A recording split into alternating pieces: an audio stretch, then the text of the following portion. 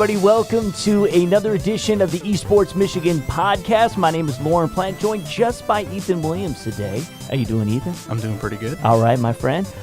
So what we want to do is get you updated on what's happening right now in the eSports Michigan League of Legends season. We are very much getting closer to our tournament date in late May 19th, May 20th. But right now, games are still in full swing. And who are some of the teams killing it right now? Well, a lot of Group A is really fun to watch. This past week, the Clair Saints and Seaholm Maples had a phenomenal game that shook up the standings a little bit.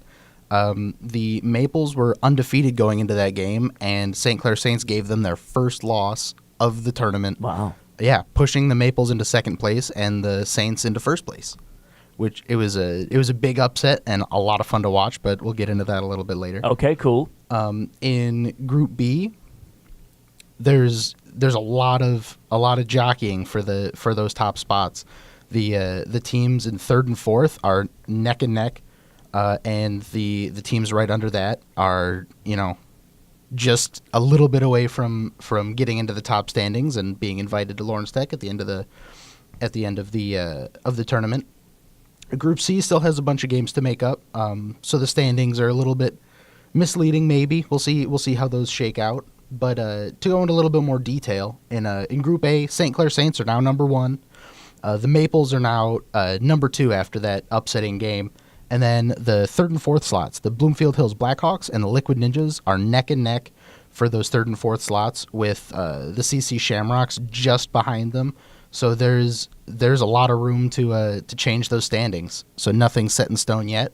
So it'll be exciting in the next few weeks. For Group B, we have the Troy Colts in first place, Team Revival in second place, Team Stopwatch and Galaxy Demons third and fourth, neck and neck. Again, anything can happen. With Lake Orion Dragons could definitely make a comeback and be coming into Lawrence Tech at the end of the season. Group C, we have the Chippewa Valley Big Reds, Clarkston High Wolves tied for first place, but they're 3-0, so they have a lot of games to make up. The Crimson Drakes and Avocado Warriors are tied for third and fourth, both at 2 and 3. So again, a lot of games to make up and a lot of room to move around the standings.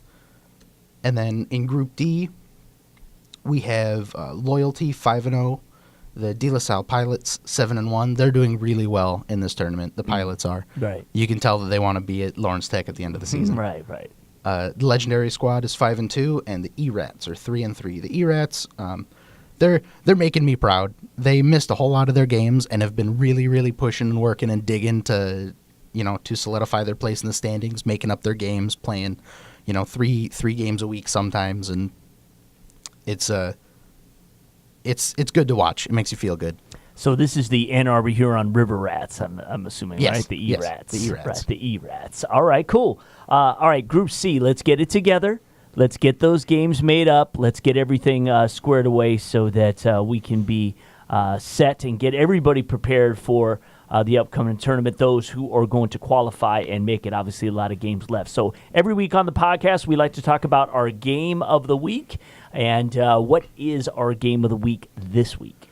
Well, as I mentioned a minute ago, the Clair Saints versus the Seaholm Maples game was an incredible match. Talk about a hard-fought victory. It started off in the first 60 seconds of the game. It was a bloodbath. Before minions spawned, massive fight in the jungle, putting the Clair Saints 4 kills ahead of the Seaholm Maples, giving them a massive early game advantage. And the Maples had to, fight and claw and play defensively and smart and not give away any more advantages and clawed their way up. They were not going to take that sitting down. It was rooting for the underdog all game, and they fought their way back up and were neck and neck up until 20-25 minutes into the game before the Clair Saints clinched it. And a lot of that was because of the Clair Saints. Their AD carry, Jinx, was an animal all game, just kicking butt and taking names, and it was scary sometimes to watch. Right. Just absolute domination. We're far enough into the season where I think the teams can start to see and think going into, hey, you know, we're playing against the Saints. We know that Dovahkiin 117, his jinx is crazy. We have to make sure to keep an eye on that. Or ShamWow on the Blackhawks, his mid lane Mordekaiser is terrifying. And it's so good to see these teams fight so hard, and all of these games are just great to watch. Yeah, I think what's always great too is that, like you said, we're far enough along in the season now that we're seeing the identities of these teams. You know, they've kind of embraced a strategy and approach, and you know, if it ain't broke, don't fix it. Right, Definitely. and so you kind of know what to expect.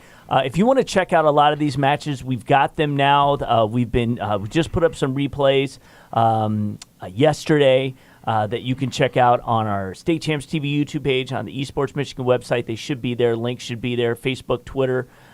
So you could see what Ethan is talking about, as well as, you know, when we're showing the replays here on the podcast. So let's lead that into this week's strategy session. Of course.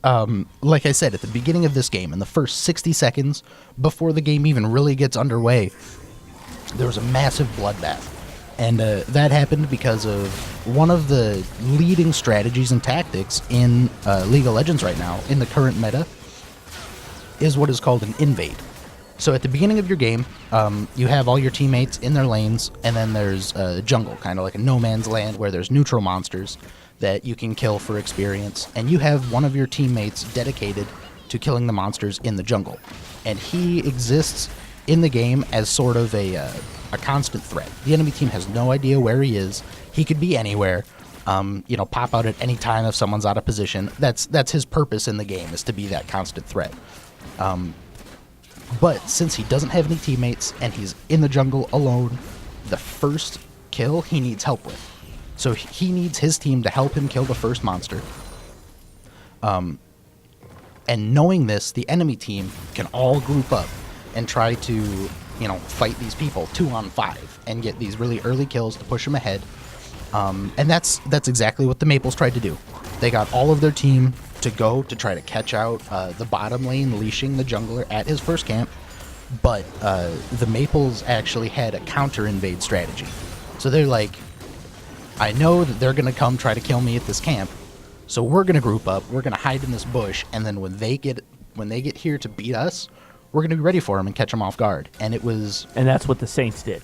That is what the Saints did. Yeah. Yeah, the Maples came in to do the invade, and then the Saints had the counter invade in the bush, and the Scion top lane had a 5-man knockup and just tore through their entire team, getting Jinx, the animal, Dovahkiin 117, phenomenal Jinx player bottom lane, got 3 kills before going to lane, put him so far ahead and forced the Maples, a phenomenal team, to play on their back foot all game. I think that moment in this game, in the first 45, 60 seconds, dictated the pace and the flavor of the entire game. It was a great thing to watch. Right. It's kind of like just going for it. And, and then again, credit to the Maples for fighting back and getting back within it. But, if you are a solid, experienced team, you're just going to figure out a way once you're that ahead to kind of close it out. And, that's exactly what they did. So, what would you say is the lesson learned from this particular match? Oh my gosh. Well, just with the invade and counter invade, vision is key. If they had sent, maybe one person ahead to throw a ward into all the bushes to try to make sure, before all 5 of us are in the enemy jungle, we should know where the enemy is. If they had, sent one person to scout, then worst case scenario, one person dies instead of the 4 people dying that put them so far behind. But again, that's,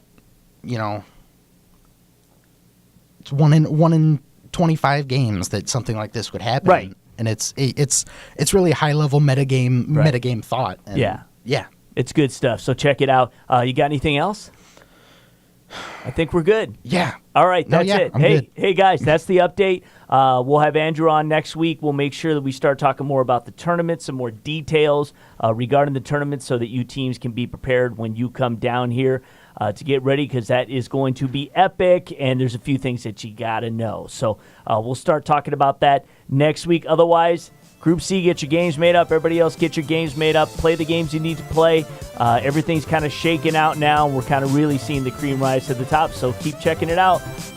Watch it all at esportsmichigan.com. We'll put replays there, of course, our YouTube page, and on Facebook and Twitter. See you next week.